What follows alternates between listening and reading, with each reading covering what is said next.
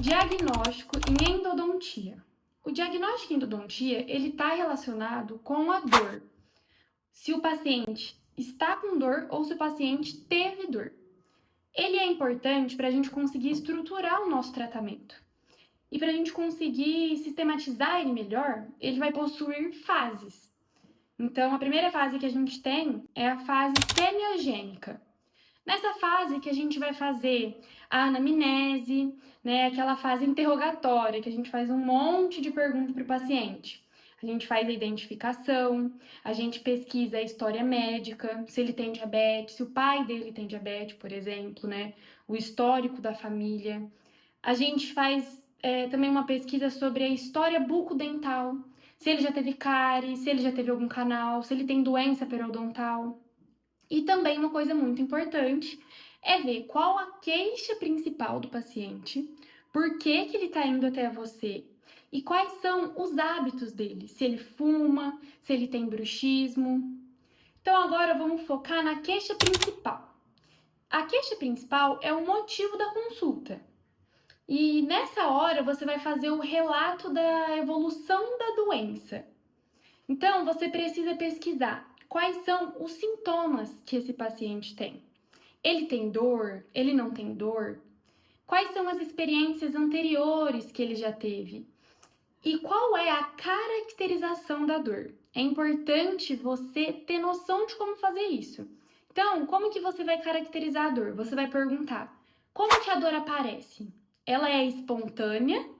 Começa do nada ou ela é provocada por coisas específicas? Qual que é a sede da dor? Ela é localizada ou ela é difusa? Ele sabe de onde vem a dor? Qual a frequência da dor? Se ela é contínua ou se ela é intermitente? E qual a duração? O declínio da dor é rápido ou o declínio da dor é lento? Demora muito para passar? Então, isso é extremamente importante. Agora, a segunda fase que a gente tem no diagnóstico é a fase semiotécnica. Nessa hora, você vai fazer a coleta dos sinais e dos sintomas. E como você faz isso? Você realiza ali o exame físico, o exame clínico e depois você faz os exames complementares. Então, primeiro você começa avaliando extra-oral. Você precisa olhar para o rosto do seu paciente, ver se o rosto dele é assimétrico, se ele tem assimetria no rosto. Depois você faz a palpação, se ele tem alguma alteração de volume, se tem alguma alteração de consistência. Qual que é o limite marginal ali do seu paciente? Se ele apresenta alguma sensibilidade quando você toca, ele tem alguma sensibilidade? E aí depois você parte para o intraoral. E para você fazer, é sempre importante lembrar de secar com uma gaze, para evitar ali a dispersão na hora de examinar. Você precisa observar qual é a cor, qual é a translucidez dos dentes, se tem ou não lesão de cárie, se tem restauração, como que tá a restauração, como que tá a extensão da restauração, tem alguma infiltração? Que material foi usado na restauração? Amálgama, resina composta? É muito importante dar atenção para esses detalhes. E aí você precisa investigar também qual que é a condição ali da boca de maneira geral. Se o paciente apresenta alguma doença periodontal, se ele apresenta uma lesão endodôntica, você tem que saber fazer o diagnóstico diferencial, se o problema ali é periodontal ou endodôntico. E aí você vai fazer a associação ali usando a sonda periodontal mesmo. Você também precisa fazer os testes de sensibilidade pulpar, que a gente vai falar nesse vídeo. E é importante também fazer o exame radiográfico, que ele ajuda muito. Uma outra coisa também, o paciente ele pode apresentar uma lesão endopério. Então, você vai ter que ter ali um atendimento multidisciplinar. Também é importante observar se tem presença de furca, se tem alguma furca aparecendo, se tem trinca em algum dente, se tem fratura de coroa, ou se tem fratura de raiz mesmo, porque aí em muitos casos tem que fazer exodontia. Você tem que ver se ele tem alguma anomalia de desenvolvimento, como que é a oclusão desse paciente também. Ele tem apinhamento? Ele tem contato prematuro? Ou será que ele tem ausência de contato? Ele tem algum desvio? tem que prestar muita atenção. E mobilidade, tem que fazer o teste de mobilidade. Pega um instrumento rígido e faz o teste de mobilidade dos dentes, porque isso vai te ajudar no diagnóstico, no prognóstico. Uma outra coisa agora que tem que fazer é a percussão. Esse exame é extremamente importante. Aí você vai fazer a percussão vertical e a percussão lateral, que é a horizontal. Você precisa ver a localização e a condição periapical do dente também. Quando o paciente está com dor em tal dente, você vai ter que fazer o canal ali. Você tem que ver a localização. E na hora de você fazer a percussão, nunca inicia no dente suspeito. Sempre começa no dente do lado, vem no dente suspeito, vai no dente do lado de novo, para confundir o paciente e ele ser bem sincero. E na hora que você fizer a palpação intraoral, como que você vai fazer? Você tem que pegar ali na mucosa e você quer ver o canal, não quer? Então você vai na região apical dos dentes. E lá na hora de palpar, você vai observar se teve algum aumento de volume, qual que é a extensão desse aumento de volume, se o paciente apresenta alguma sensibilidade na hora de você tocar. E não esquece da mobilidade, igual eu já havia falado. Pega um instrumento rígido e vê se os dentes apresentam mobilidades, principalmente o dente suspeito. E agora os exames complementares. Quais são esses exames complementares? A gente tem alguns testes de vitalidade para saber se o dente está com a polpa viva ou se ele já está necrosado. Então, a gente tem o teste térmico e a gente tem o teste elétrico. Esse exame de vitalidade ou sensibilidade, ele é subjetivo, porque cada paciente tem um linear de dor diferente. E esse teste, ele é estimulado. Então, você vai estimular a dor no paciente, né? Mas é uma dor tranquila, não vai ficar torturando o paciente, não. Aí você vai observar nesse teste o estado fisiológico, patológico do tecido pulpar. Você consegue observar também o grau de inflamação que o paciente apresenta ou o grau de necrose que o paciente apresenta. E a resposta, ela pode ser negativa ou positiva. Só que tem um adendo: a resposta negativa não necessariamente está relacionada com a necrose. Então, nem sempre que o seu resultado do teste der negativo é porque realmente ele não tem uma vitalidade pulpar. Depende muito. Então, vamos começar com o teste térmico. O teste térmico, ele tem o frio e o quente. Vamos começar pelo frio. O frio, ele pode ser feito com gelo ou com gás refrigerante. E o quente, ele pode ser feito com a gutapercha aquecida ou com um instrumento aquecido. Você aquece o instrumento e faz o teste. E aí, como que você vai fazer esse teste?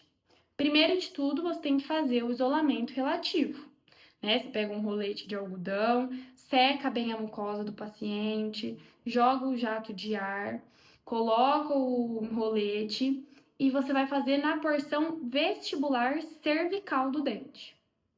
Aí, você vai passar vaselina. Caso você use a gutapercha aquecida, você tem que passar a vaselina antes. Por quê? Para você não correr o risco de causar uma queimadura na mucosa do seu paciente. Então, tem que tomar bastante cuidado, ser feito com bastante atenção.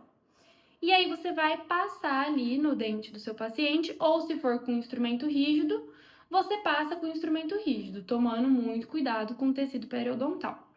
E o tempo de aplicação do instrumento vai ser de 1 a 3 segundos. Não fica mais que isso, porque pode gerar danos.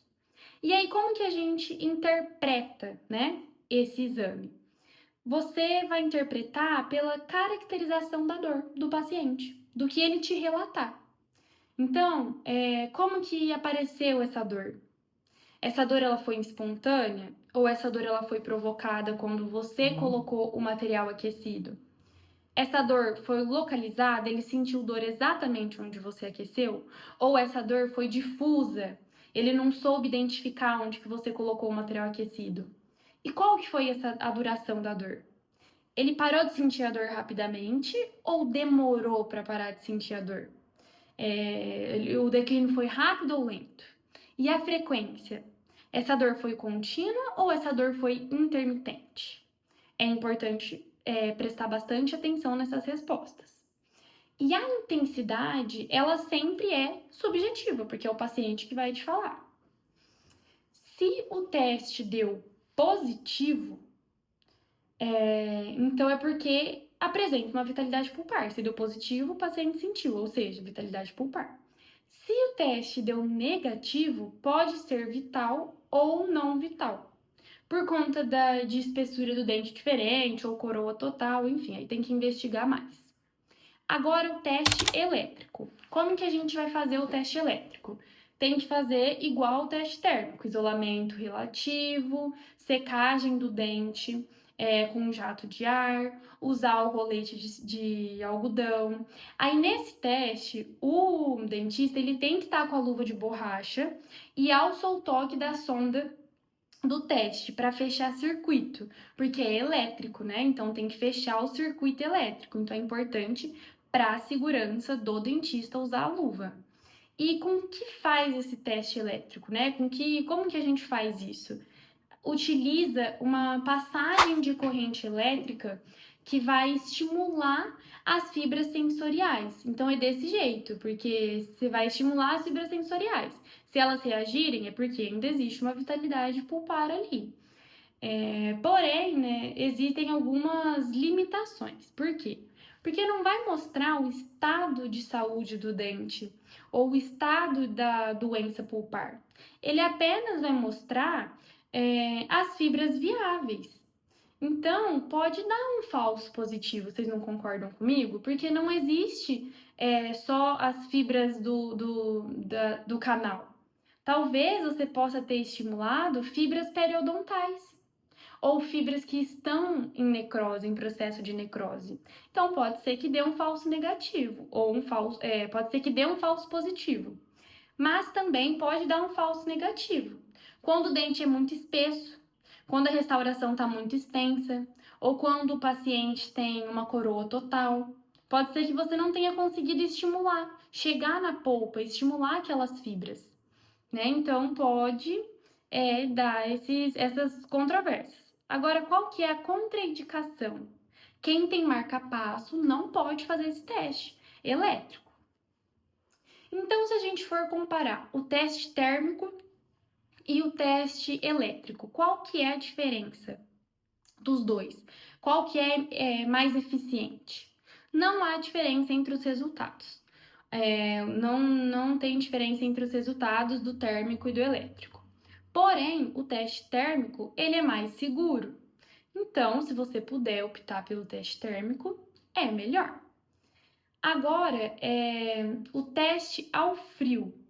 Para que serve o teste frio, o teste gelado, que a gente faz lá com gelo ou com gás? Ele sim serve para checar a saúde e a integridade da polpa. Aí você tem que prestar atenção se a dor foi ausente, se a dor foi prolongada, se a dor foi momentânea, né? Também tem um outro que chama oximetria de pulso de dedo, sabe? Você vai fazer a saturação do oxigênio da polpa. Mas esse exame, por ser um dente, por ser pequeno e cada dente tem um formato, tem a necessidade de adaptadores, né? Paralelismo dos receptores. Então, ele também é um teste mais limitado, vamos dizer assim. E aí, o último teste que a gente tem é o teste de cavidade, que ele você vai deixar em último caso mesmo. Como que você faz ele, né? Você literalmente vai fazer um preparo cavitário. Você vai fazer uma exposição de dentina sadia. Você usa ali uma broca esférica no seu alta rotação, e você não dá anestesia, porque se você der anestesia, não é mais um teste ali para ver a vitalidade. E qual que é a conclusão desse teste de cavidade? Se doer, indica vitalidade pulpar. Então você interrompe e restaura. E se não doer, vai mostrar que tem uma necrose, que o dente já morreu, né? Que já tem a necrose pulpar e então deu um negativo. E quando que a gente faz esse teste, então, que eu acabei de falar? Quando os outros testes derem inconclusivos. Quando você fizer os testes e não ter uma certeza se tem ou não uma vitalidade pulpar, quando não der uma resposta ao certo, ou quando forem inviáveis. Não tem como você fazer os outros testes, aí você faz o teste de cavidade, mas assim, deixa ele por último mesmo, tá? Aí agora um exame que é muito utilizado, ele é assim, indescartável, você tem que usar até por uma questão de segurança do seu nome, é o exame radiográfico. O exame radiográfico, ele proporciona pra gente uma grande quantidade de informação. E ele você sempre vai associar ao exame clínico prévio. Então, antes de você realizar o exame radiográfico, você faz o exame clínico. E assim, você tem que evitar uma exposição desnecessária. Você tem que só fazer o exame radiográfico quando realmente precisar. E o que você precisa observar no exame radiográfico? Se tem lesão de cárie, você tem que observar como que está o periodonto do paciente, tem que observar se tem fraturas do instrumento ou corpos estranhos, se tem uma calcificação, se tem uma fratura radicular, se tem nódulo pulpar, tem muita coisa para ver, gente. Tem que ver se tem alguma reabsorção interna ou alguma reabsorção externa, se tem alguma lesão radiolúcida. Então, tem bastante coisa para ser observada. E quais são as limitações? As sobreposições. Porque o exame radiográfico ele é 2D. Então, tem a sobreposição da raiz, que é justamente o que você precisa observar. Também tem a sobreposição de estruturas anatômicas escondidas. E é aí que entra também a técnica de Clark ou a técnica de Lemaster. Então, a gente tem soluções, né? A panorâmica, você tem que ver a extensão e o envolvimento de lesões periapicais. E aí, se você observar alguma lesão, você vai lá e pede uma periapical e faz a periapical para observar o que está acontecendo com uma visão melhor. Na panorâmica, você vê também a destruição óssea que tem, mas detalhe, destruição óssea no osso esponjoso não se enxerga em radiografias, tá? Então, se você tá desconfiando se tem alguma coisa no osso esponjoso, a radiografia não consegue te ajudar. Tem evidências quando lesão se estende em direção da cortical. Agora, quais são os fatores que vão interferir na interpretação? Porque você tem que ter uma interpretação boa. E se você não tem a capacidade de fazer um bom diagnóstico, se você não tem uma capacidade de fazer uma boa interpretação da radiografia, isso vai influenciar muito. E também na sua capacidade de fazer a tomada radiográfica. Se você não sabe radiografar, se você não sabe mesializar quando precisa mesializar, você não vai ter um resultado correto, um resultado concreto. Então, estude radiologia, porque é uma disciplina que às vezes não dá muita importância, mas que é extremamente importante para o dentista. O dentista tem que saber fazer. E como eu disse, ter a habilidade de visualizar o filme. Você tem que saber o que você está enxergando. Você tem que saber anatomia para entender o que você precisa procurar ali naquele dente.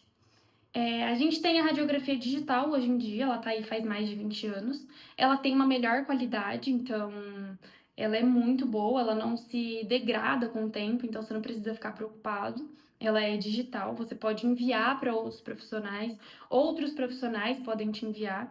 Também é possível você editar ela, aumentar a saturação, aumentar brilho, diminuir brilho, né? Então é muito bom hoje em dia, nossa tecnologia.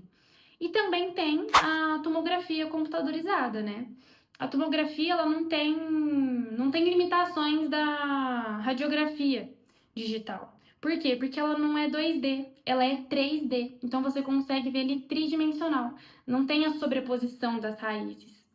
E ela tem uma melhor qualidade, né? Ela consegue fazer diagnóstico de trincas, ela consegue fazer diagnóstico de fraturas, ela dá um bom planejamento. A gente consegue fazer um planejamento bom de uma cirurgia parodôntica, por exemplo. Bom, esse foi o vídeo, espero que vocês tenham gostado. Se tiverem alguma dúvida, pode colocar aqui nos comentários e eu vou disponibilizar um resumo dessa aula aqui no link, abaixo na descrição. Um beijo e até a próxima!